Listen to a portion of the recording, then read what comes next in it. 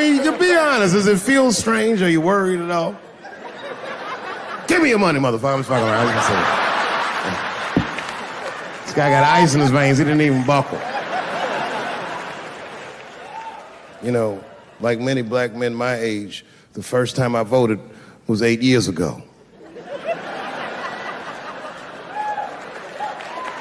Right. I saw Obama on TV and said, oh, I'm voting for this nigga. I remember the day I voted for Obama. I voted in Ohio, and my vote matters in Ohio. Ohio is a battleground state, but when I pulled up to the polls, all the soldiers were in line. There were so many black people in that goddamn line, I didn't even know it was the polls. I thought it was a check cashing place.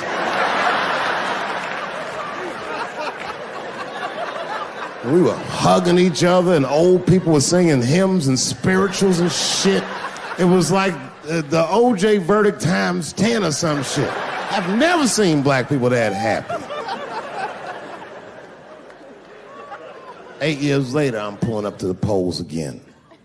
This time, I'm driving a brand new Porsche because the Obama years were very good to me.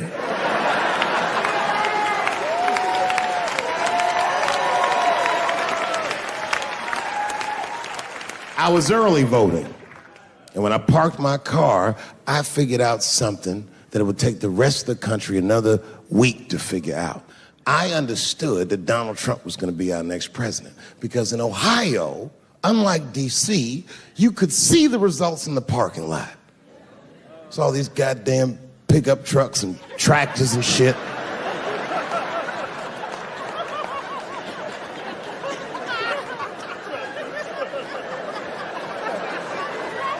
And then I walked up and I saw a long, long line of dusty white people.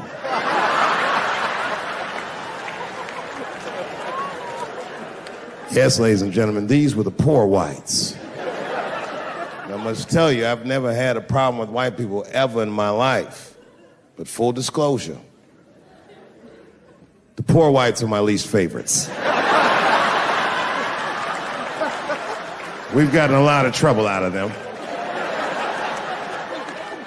And I've never seen so many of them up close. I looked them right in their coal-smeared faces. And to my surprise, you know what I didn't see? I didn't see one deplorable face in that group. I saw some angry faces and some determined faces, but they felt like decent folk. No, they did. In fact, I'm not even lying, and I didn't sound fucked up, but I felt sorry for them. I know the game now. I know that rich white people call poor white people trash. And the only reason I know that is because I made so much money last year, the rich whites told me they say it at a cocktail party.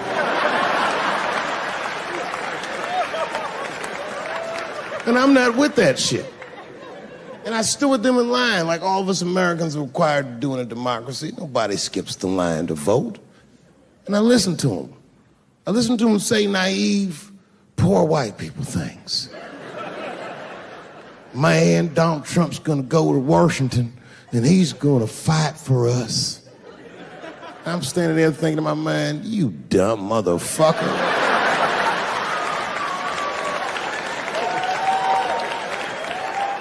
You are poor. He's fighting for me.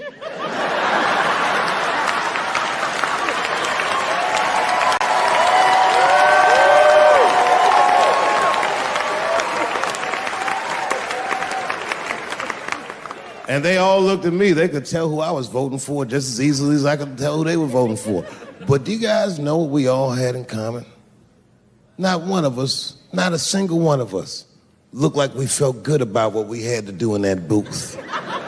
We were just doing our goddamn duty. Yes, I voted for Hillary Clinton. Of course I did.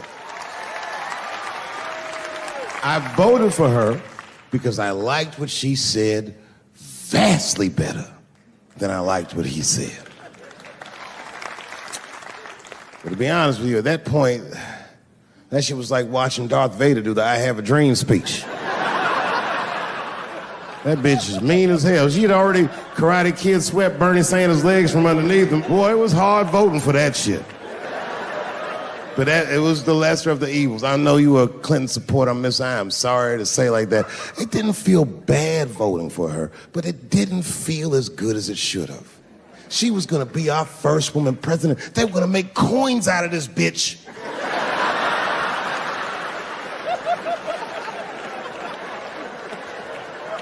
And somehow she just missed the dunk. Of course she should have beat him. Of course she should have beat him. You know what voting for her felt like? It was bittersweet. It felt like I was lucky enough to eat Halle Berry's pussy. And whilst I was doing so, she fucking farted in my face, man.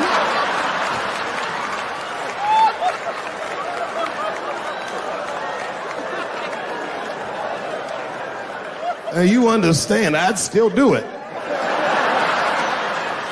But boy, I wish she didn't fart in this great nation's face. I voted that day, and then that same day I flew to New York City.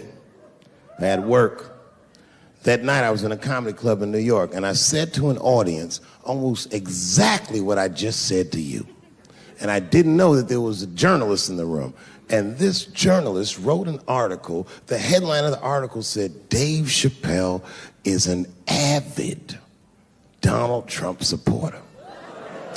Yeah, I had no idea the paper said that. And you know how I found out? My wife called me from Ohio the next morning in a goddamn panic. David, what the fuck is going on in New York? I said, I'm being good, but what have you heard?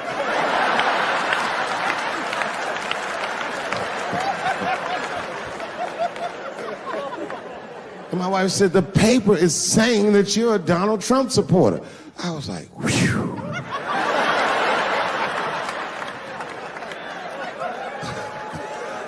I said, don't worry about that shit, baby. Nobody in their right mind would believe that. And she said, no, David, people believe it. And then she started reading the comments to me. Oh, they were terrible. All these black people calling me all kinds of Uncle Toms and shit. I should tell you, buddy, this is a very serious allegation from one black to another. I was incensed. Uncle Tom? How am I Uncle Tom, nigga? You the one that reads the Observer? Anyway, all this shit goes down, and Saturday night rolls around, and now Trump is the president, and I'm hosting Saturday Night Live.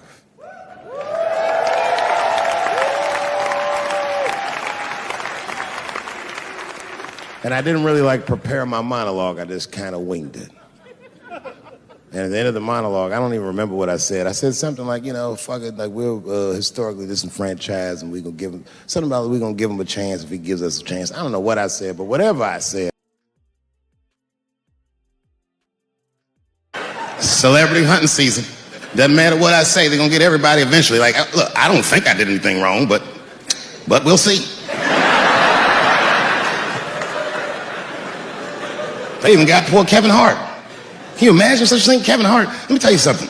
It was Kevin Hart's dream to host the Oscars. That's what he told me. And I remember when he told me, because I was thinking to myself, well, that's an awfully strange dream for an African American.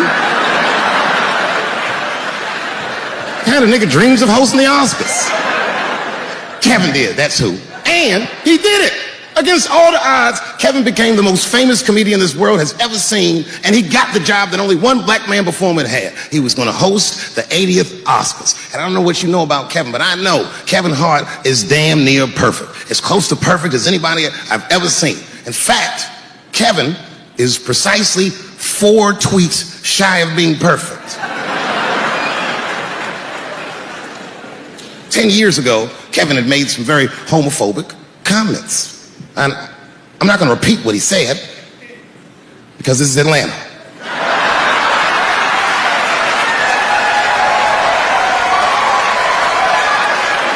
You know what I mean. I'm sure there's a lot of gay men here tonight with their wives.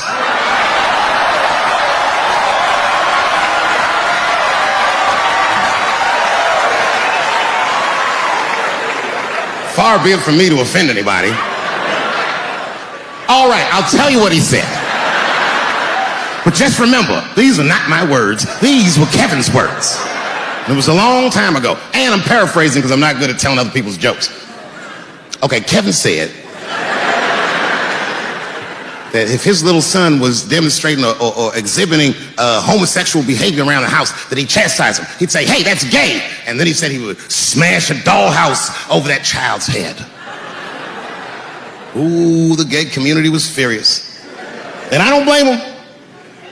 I got a lot of gay friends. And all of them, 100% of them, all have told me fucking horror stories about the shit they had to go through just to be themselves. Crazy, crazy stories. And in all those stories, like I say, not one of them has ever mentioned anything like their father smashing a fucking dollhouse over their head.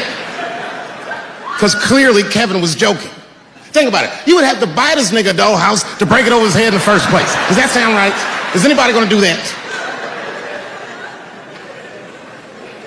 The gay community was upset, and then they put so much pressure on the Academy of Motion Pictures and Sciences that they went to Kevin and said, if you don't apologize to that community, then you cannot host these Oscars. And then Kevin said, fuck it, I quit.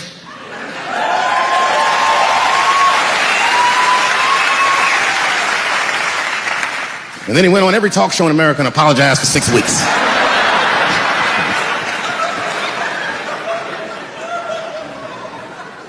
Kevin fucked up. I understand the mistake he made because I've made the same mistake early in my career. This is many years ago, 15 years ago. It's when I was doing Chappelle's show. Thank you.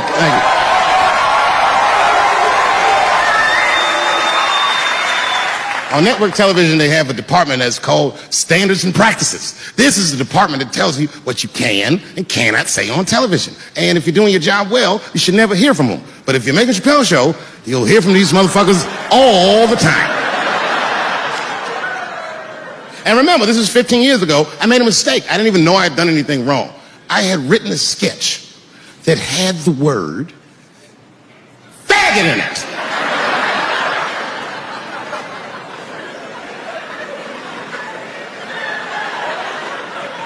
So I had to go to Standards and Practices. They call me up. I don't know why they're calling me, but I like the lady that runs the department. She's usually really fair and was one of my favorite people I've ever worked with. So she sits me down. We have a nice conversation. She tells me, oh, the sketches are great. I go, oh, fantastic. Well, then why am I here?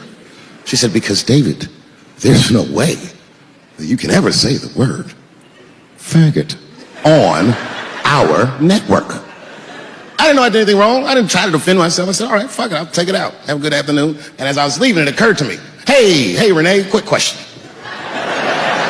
It's just a question. Seriously, I want to know, like, why is it that I can say the word nigger with impunity?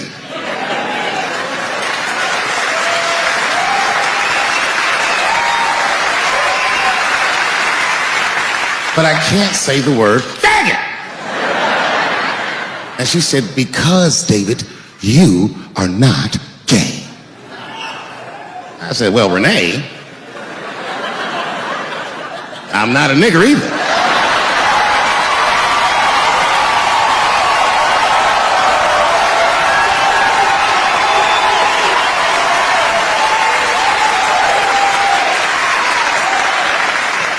But you see, what I didn't realize at the time and what Kevin had to learn the hard way is we were breaking an unwritten and unspoken rule of show business. And if I say it, you'll know that I'm telling you the truth. The rule is that no matter what you do in your artistic expression, you are never, ever allowed to upset the alphabet people. You know who I mean. Those people that took 20% of the alphabet for themselves. I'd say the letters, but I don't want to conjure their anger. It's too late now. I'm talking about them L's and them B's and them G's and the T's. People be surprised. I have friends, all kinds of letters. Everybody loves me and I love everybody. I got friends who are L's, I got friends who are B's, and I got friends who are G's. But the T's hate my fucking guts. And I don't blame them. It's not their fault, it's mine. I can't stop telling jokes about these things.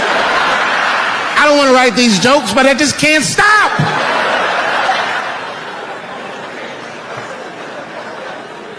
You know, you hear all those letters together all the time. LBGT, LBGT. And you think it's just one big movement. It's not. All those letters are their own movement. They just travel in the same car together. And my guess is,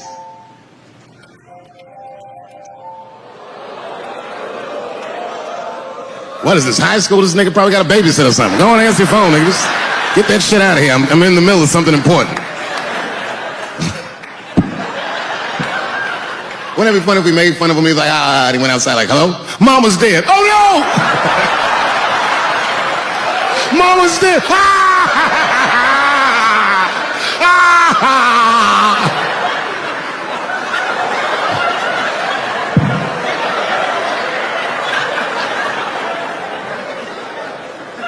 That was a weird timed phone call, wasn't it? It's like his phone is gay.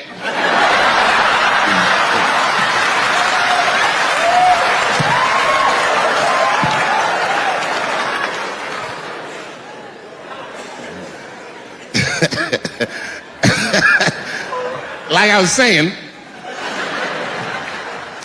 my guess is the G's are driving that car. That makes sense to me, because there's white men in the G's. And these people are trying to get around discrimination and oppression. And you know how white dudes are. We know these roads. In fact, we built these roads. The rest of you buckle up. We'll get you where you want to go. So the G's are just driving the car. Of course, next to the G's in the passenger seat is the L's. Everybody likes the L's, except for the G's.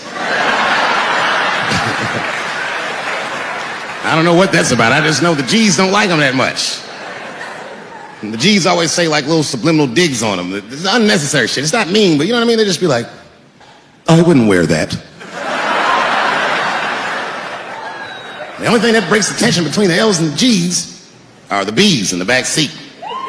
That's right, there you go. Everybody scream out when you hear your letter.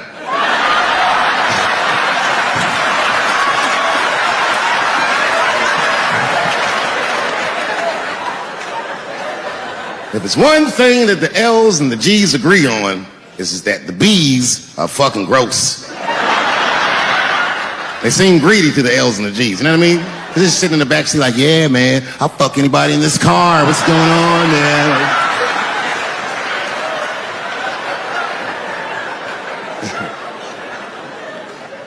And sitting next to the B's, all the way in the backseat by themselves, looking out the window. That's the T's. Everybody in the car respects the T's, but everyone also resents the T's. It's not the T's fault, but everyone in the car just feels like the T's are making the trip take longer.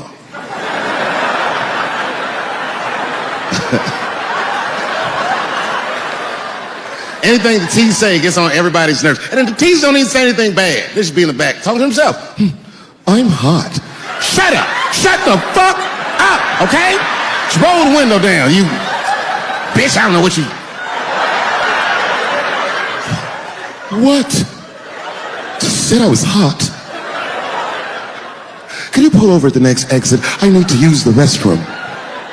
There is not a restroom for you for 4 states, nigga. Will you just shut the fuck up so we can get where we're going?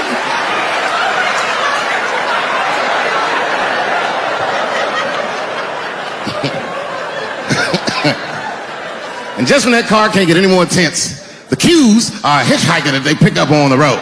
Some white dude in booty shorts is walking down the freeway.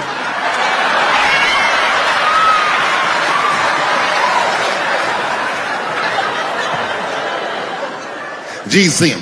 That guy might be one of us. Hey, are you okay? You need some help?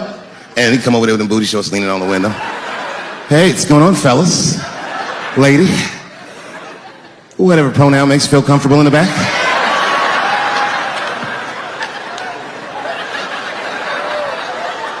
Yeah, I don't really know where I'm going. I don't know if I'm gay or I'm straight or whatever. All I know for sure is that I really want to get in this car.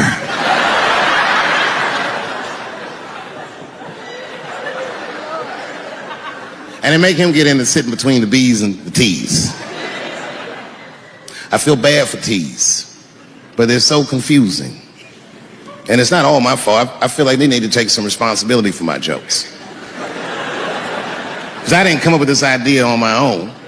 This idea that a person can be born in the wrong body. But they have to admit, that's a fucking hilarious predicament. It's really fucking funny.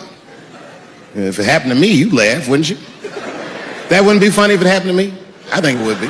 What if it did? What if I was Chinese, but born in this nigga body? That's not funny. And for the rest of my life, I had to go around making that face. Hey, everybody, I'm Chinese! And then I would get mad. Stop making that face. That's offensive. What?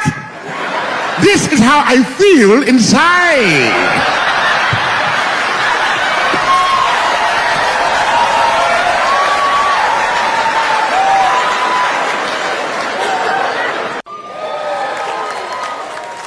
My girlfriend was sitting in that row, pregnant. She's now my wife.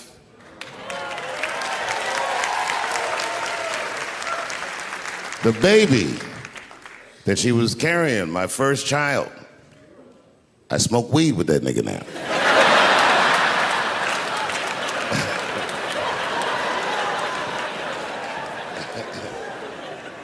And what I remember most about that night was the pressure. Before the show, I had to run out there on the avenue and hand out tickets to anybody who would take them because I couldn't even fill the fucking room. And boy, what a difference 24 short years makes.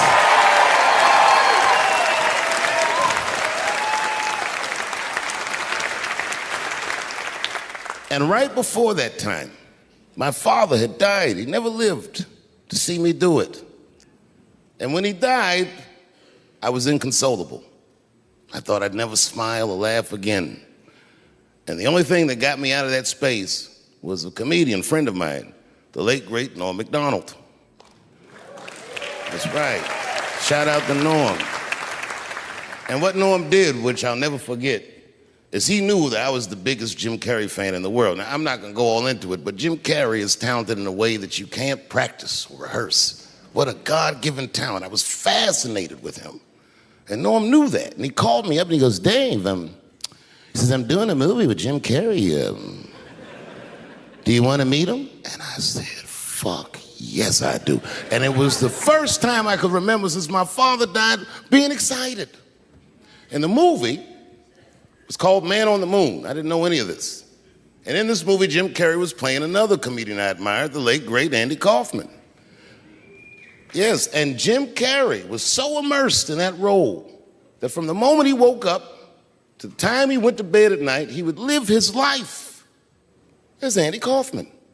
I didn't know that. When they said cut, this nigga was still Andy Kaufman. So much so that everybody on the crew called him Andy. I didn't know any of that. I just went there to meet him, and when he walked into the room where we were supposed to meet, I screamed, Jim Carrey! And everyone said, no! Call him Andy. And I didn't understand. And then he came over and he was acting weird. I didn't know he was acting like Andy Kaufman. Just like, hey, how you doing? And I was like, hello. Andy? Now, in hindsight, how fucking lucky am I that I got to see one of the greatest artists of my time immersed in one of his most challenging processes ever. Very lucky to have seen that. But as it was happening, I was very disappointed. Because I wanted to meet Jim Carrey, and I had to pretend this nigga was Andy Kaufman. I don't know this nigga, and I was looking and said, oh my God, I'm being attacked. And this motherfucker was ragged. He jumped at me. He was like, ah! I'm old, but I'm fast. I caught this motherfucker's head with my hand and pulled his hoodie over his eyes. I can still feel his head in my hand. It was spongy. He had been growing dreadlocks. Not the beautiful dreads that Rastafarians grow. These were accidental LA homeless dreads. This shit had leaves and sticks and bottle caps and shit in it. some kind of grease. I was like, ugh, like this. And then I fell down. And he knocked me all the way on the ground. And I was like, man, this is a bad situation. I'm like, I don't know if I'm gonna die or what's gonna happen. But in that moment of vulnerability, you know what occurred to me that had never occurred to me before in my life? In that moment, it occurred to me that bodyguards should not wear dress shoes to work. Travis! This nigga Travis came out slipping and sliding on some kind of beautiful loafer and fell flat on his back. Pop. I said, oh my God. Now both of us are down. I gotta handle this shit myself. So I popped right back, boom. And then the kid that knocked me down, he popped out, boom, and we looked at each other and realized at the same time, I was bigger than him. And that motherfucker took off running. And I started to chase him and I said, fuck him. And I picked the microphone up. So I'm gonna finish this show now. That's right.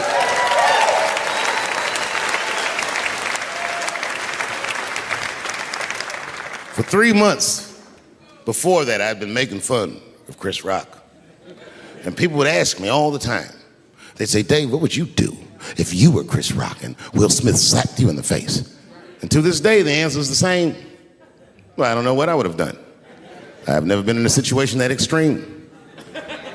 But I do know now what Will Smith would not have done. And that is enjoy the rest of his evening. Man, listen. We gave that kid a good while. We was whooping his ass. Not we, I mean, I was on stage trying to think of a joke to tell, but they was beating this nigga up right behind me. Everybody could see it. Everybody could see it. And I'm sitting up there trying to think of what to say. And I'm tongue-tied. Me, of all people, can't think of anything to say. Look at my karma. Just that moment. Of all the people in the world, Chris Rock walks from backstage, walks up to me in front of 20,000 people, grabs the mic out of my hands and looks at the crowd and goes, was that Will Smith? Man, motherfuckers fell out of their chairs laughing. I was standing there looking stupid. I was fucking furious, because I'm thinking in my mind, nigga, this is my attack. You got attacked 3 months ago. Now you have jokes. So I snatched the mic back from Chris and tried to get one off, but my shit did not go good at all. I didn't know what to say. I was just like, it was a trans man. And the crowd was like, boo. It's LA, we like trans people, boo. I know, it felt so bad. It felt so bad. But I know why I did it. You'd have to be there to understand, but man, when that guy tackled me, it was like it's like a movie or something. You gotta picture this. Picture a famous person you like. Every famous person you can imagine was at that show. It was like the biggest night Hollywood had ever seen. And when that guy tackled me, he cleared the bleachers. I had to watch the tape afterwards to know this happened, but as soon as he tackled me, Jamie Foxx was the first motherfucker that jumped out of the crowd. He was wearing a white cowboy hat, like he knew this shit was gonna happen to him. Never seen this nigga in a cowboy hat before. And Jamie started chasing that motherfucker around like any given Sunday. And that kid was fast as shit, was juking and shaking, and they broke Jamie's ankles, and he just kept running. And then Jon Stewart from The Daily Show ran from backstage and jumped at this motherfucker like Super Jew. He was like, ah! And the kid seen Jon coming, so he jumped back, and Jon went flying that way. And this kid was fast. And then he turned around. He sees the emergency exit. He starts running for the emergency exit. Just before he got to the door, motherfucking Puff Daddy from Bad Boy Records jumped in front of the door. That nigga was like,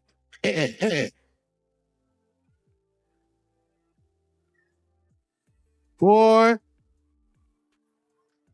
Puffy got that motherfucker.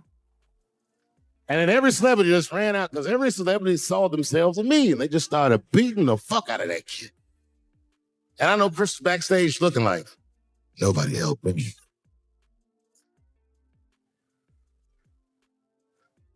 Everybody hates Chris.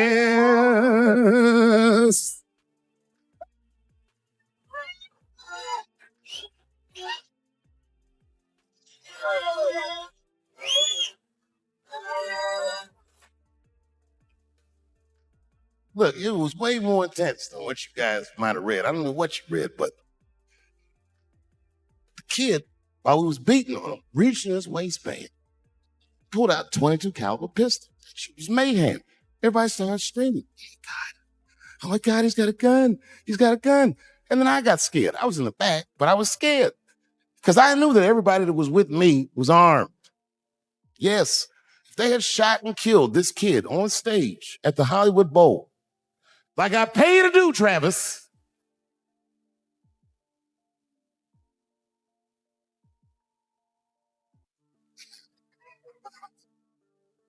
but Travis G'd up. Travis wrestled the gun out of the kid's hand, and then he took it like this and tried to chamber the round, and he couldn't. So he pulled the trigger, and it wasn't a gun. A knife blade popped out of the front. I guess this kid was going to stab me.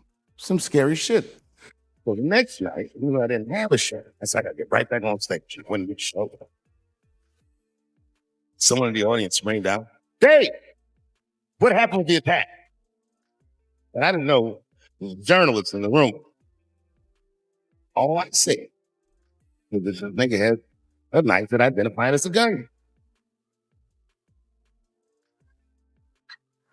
I got 6 more weeks of bad press for that joke. I didn't even do nothing to this thing. That was not right. That was not right. And then the New York Post went to jail and interviewed my attacker like he was some kind of hero. And I read that interview. Turns out the entire attack was my fault.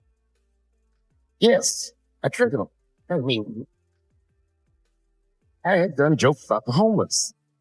It turns out this young man said, so that I know this. But I will say, for homeless guys, this thing had incredible sense.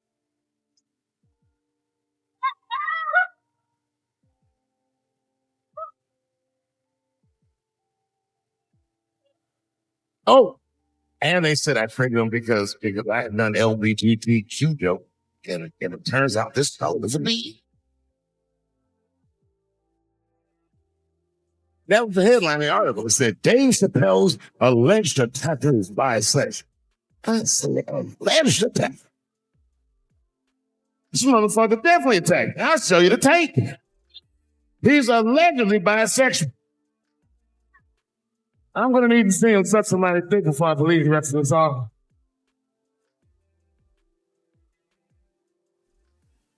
I read that shit in the paper. I was horrified. I was like, bisexual? I could have been raped.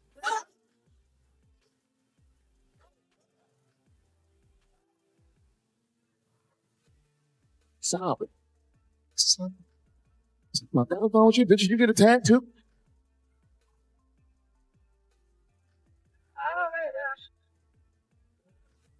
And she's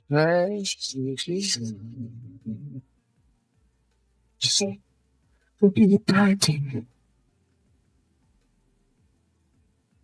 You and the kids will have trouble.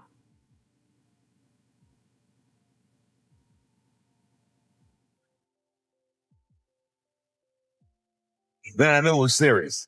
So I sat down on the bed next. And I reached in my pocket. I pulled some keys out she had never seen. She said, Papa, where are those keys? I gently placed them in my hand. I said, sweetheart, go to the keys and then take $5. God forbid anything ever happen to me. But it does. I mean, good kids. Everything in the pocket. You see, this is my real life. You act.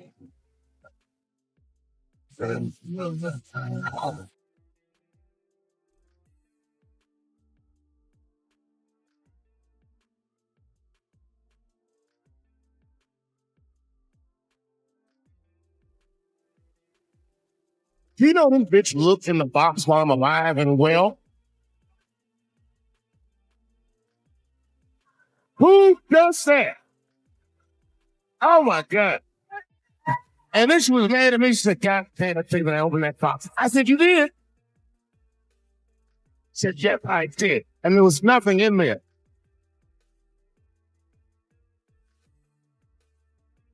I said, nothing. Oh. So nobody said this stupid joke for me.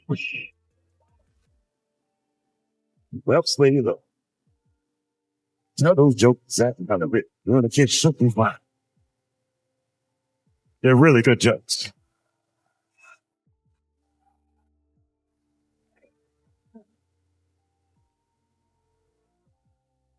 It's like, good joke. What is this shit? Come join in my watering grave. No, you got to roll your throat. Join me in my watering